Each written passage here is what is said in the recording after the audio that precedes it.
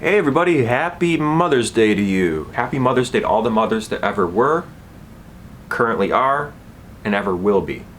Holidays are a tricky thing. They can mean a lot of different things to a lot of different people, and they can evoke a lot of different memories, both positive and negative. Now before I get any further, I have to say this. I love my mom very much. I'm very lucky that she was my mom. I'm very lucky that she raised me the way she did. Otherwise, I would not have turned out to be the weirdo that I am here today that you're currently watching. So Mom, if you're watching, thanks very much. I love you very, very, very much. It was a wonderful time to hang out with you today, share some food and some laughs, look over some artwork. I love you. With that being said, I understand there's people out there that don't have the same kind of connection that I have with my mother. One nice thing about this holiday is that it's a celebration of mothers everywhere. So it's definitely a day worth celebrating in my opinion. Mothers are all around us. We wouldn't be here if it wasn't for them. They make things work. As I said earlier, I love my mom very much and I'm very lucky that she is my mother. But this day isn't just about my mother, it's about all the mothers out there. And I have a lot of friends who have wonderful parents and wonderful mothers particularly. And this day is for all of them as well. So on a personal note, me, my little brother, my mom, we went out, we got some Thai food at a restaurant. We were able to sit down and enjoy our food in there.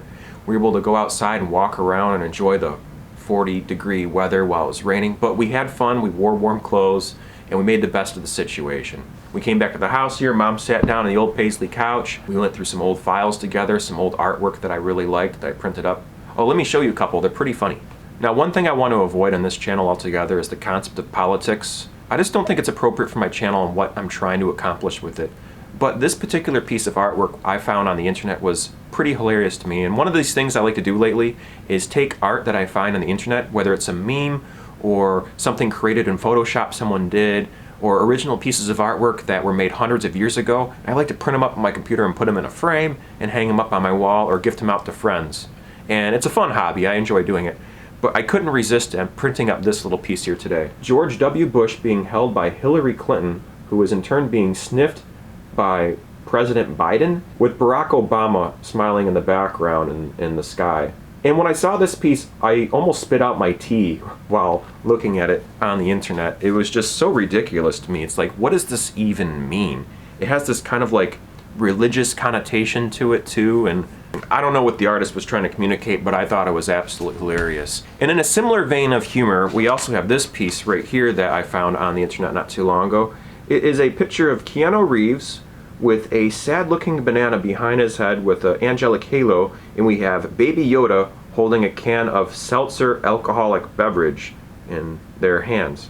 Now, I'm not trying to make fun of religion or politics or anything like that here, but there's something about these photos that are so absolutely absurd that just make me chuckle on the inside, and I thought they were worth sharing here today. And I shared them with my mom earlier, and she nearly spit out her tea as well. It was a fun moment for the whole family there. And another piece I thought that was very much worth printing up today was this one here. It's a picture of Bill Murray dressed up as a clown with a cigarette hanging out of his mouth.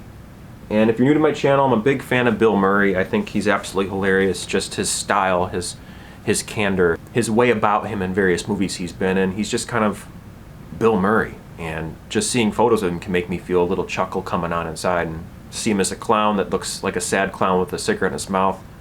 I don't know, it rubs me the right way. I like it. And there's a more serious piece that I found that I thought was very, very beautiful, not so much chuckle-worthy or just funny or absurd or lampooning religion or politics or anything like that.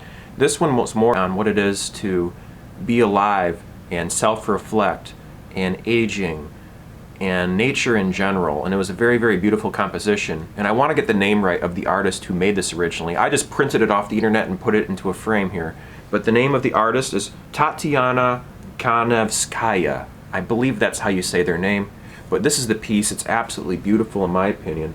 You're looking at a dandelion staring into the mirror and seeing a version of its older self with its beautiful yellow flowers, and the version that is looking in the mirror is an older version of itself that's about ready to share its seeds in the wind.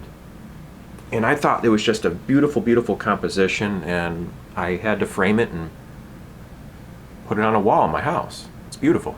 I have a passion for art, and I love it very much, and I love my mother very much, and a lot of my passion for art comes from my mother, believe it or not. My mom is an amazing artist. She's very, very talented with graphite, with pencils, colored pencils, markers, painting, sculpting with clay, you name it. She did this really, really amazing piece in pointillism, where she just did one dot at a time on a piece of paper. It was a relatively large sheet of paper, and she made this amazing looking stone gargoyle head.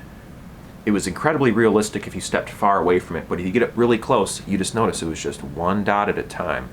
Pretty amazing stuff. Another one she did was called The Creation of Man, where she took an ape skull or an orangutan skull or a monkey skull. It was a skull from a primate, and it was drawn entirely with charcoal. And so there's a skull sitting there, and it had a crown of thorns with I think a rose was involved somewhere in there, I'm not sure. And then the background was all this desert looking kind of situation where there was just fading lines between dark and light contrast. The piece was absolutely amazing. It was about the same size as the pointillism piece, and that piece unfortunately is missing. I think someone stole it from our house back in the day. Very unfortunate. It was just an amazing piece of artwork, and it's gone forever, unfortunately. But my mom still creates to this day. She makes amazing artwork, and she's been a source of inspiration for me as an artist as long as I can remember. I remember she taught me how to roll out green clay into little heads that look like footballs, and how to carefully overlay different colored lines over the top of them, how to put white dots on those lines of color with black dots inside of those, and how to take a carefully bent paper clip and press it in to make a mouth for the Ninja Turtle head you just made. And we made all these different Ninja Turtle heads, Teenage Mutant Ninja Turtle heads, and put little backings on them with super glue, and we sold them at arts and craft shows for like $1 at the time. And $1 was a lot of money for a young man who was trying to buy magic cards and sports cards and comic books, I'll tell you that much. So it was cool. I was able to get a little creative and make a little money at a young age, making these turtle heads, and hang out with my mom at a trade center selling these things and making some money for myself to go out and buy things that I valued in life, like comic books. She's also been very, very, very supportive of all the strange things I've done over the years as an artist in order to get by in life. I remember when I first started learning how to do the contact juggling, for instance, all I had were those metal balls, like the Chinese medicine balls that you roll around in your hand. And I was working with those for a long time.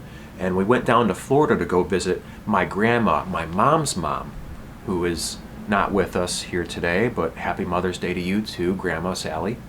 And we went to a magic store down there, and I got my very first acrylic ball.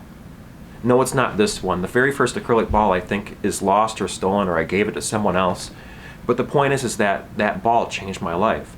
It was the very first acrylic ball that I had, and I practiced with that ball like no one's business. And I practiced and practiced and practiced, and I really tried to perfect that move, the back-to-back pass that you're seeing right here from the Labyrinth that David Bowie did.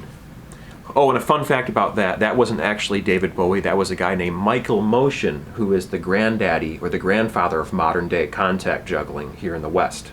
And I say here in the West because in the Far East it's rumored that people in monasteries and in martial arts dojos were practicing rolling around round objects in their body to learn harmony for hundreds if not thousands of years before contact juggling became a popularized flow art form. That was a mouthful. It's an interesting thing to consider. It may or may not be true. I don't know. I'm not a historian. I don't have a flux capacitor. I can't go back in time. But the point is that this stuff has been around for a long time and will keep being around for a long time as long as people like us keep practicing it.